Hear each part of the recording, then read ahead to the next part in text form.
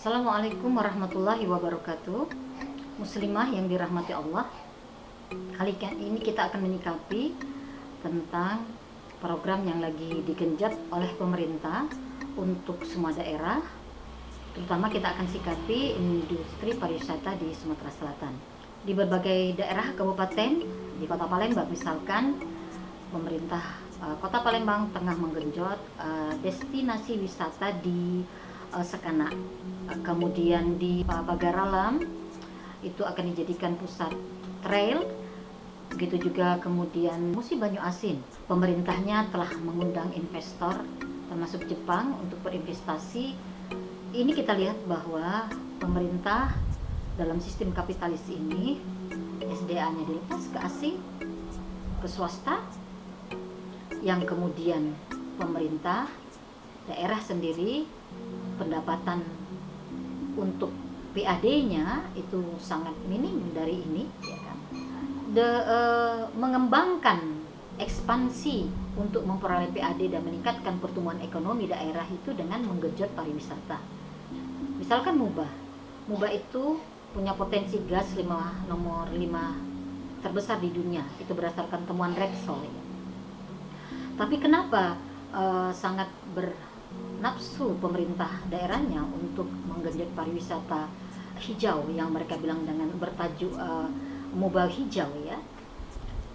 Karena memang pendapatan tambang yang dilepas kepada investor itu tidak mampu untuk menunjang bahkan menggenjot pertumbuhan ekonomi daerahnya.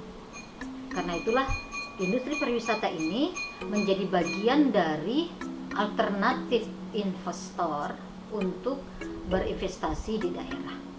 Ujung-ujungnya pemerintah bukan mengelola sendiri industri pariwisata itu, tetapi diserahkan kepada investor juga, yang ini bisa asing, bisa asing, ya kan? Kaum muslimin yang dirahmati Allah, disinilah letak negara dengan pengelolaan model korporatokrasi, yaitu negara itu hanya menjadi alat bagi investor asing, swasta, untuk menguasai kekayaan alamnya. Setelah kekayaan alamnya habis, kemudian maksudnya sudah semua dikelola, kemudian dicari lagi apa lagi yang bisa. Karena itu SDA-nya dikomersialisasi, kemudian pariwisatanya juga dikomersialisasi, semuanya menjadi komoditas, ya kan? Rakyat pun memperoleh 6 kebutuhan pokok dan dasarnya itu juga dengan cara seperti negara berdagang kepada rakyat. Jadi sandang, pangan, papan, kemudian kesehatan, pendidikan, dan keamanan. 6 kebutuhan pokok dan dasar ini dikomersialisasi menjadi komoditi yang diperdagangkan, dan negara menjadi pedagang perantara, ya, seperti pedagang perantara yang mempertemukan antara investor dengan hajat hidup rakyat. Karena itu, digenjotnya industri pariwisata itu sudah bisa dipastikan itu tidak akan mampu mensejahterakan rakyat.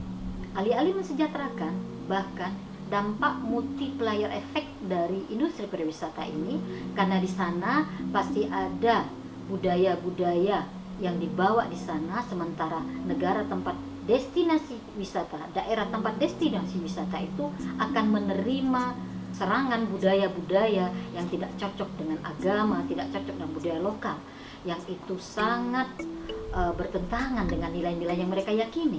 Nah, disinilah kita lihat bahwa biaya sosial dampak dari multiplier efek industri pariwisata ini adalah biaya yang tidak akan bisa ditanggung recovery-nya dibanding dengan keuntungan materi yang diperoleh.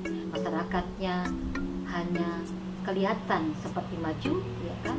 Daerahnya dikunjungi, tetapi ada dampak yang mengintai, bahkan itu sudah terjadi. Itu yang justru semakin menjadikan masyarakat itu masyarakat yang frustasi. Kenapa? Dari sisi ekonomi tidak tercukupi, sementara mereka hanya menjadi budak atau aksesoris objek dari pariwisata yang justru semakin memurukkan kondisi ekonomi sosial mereka.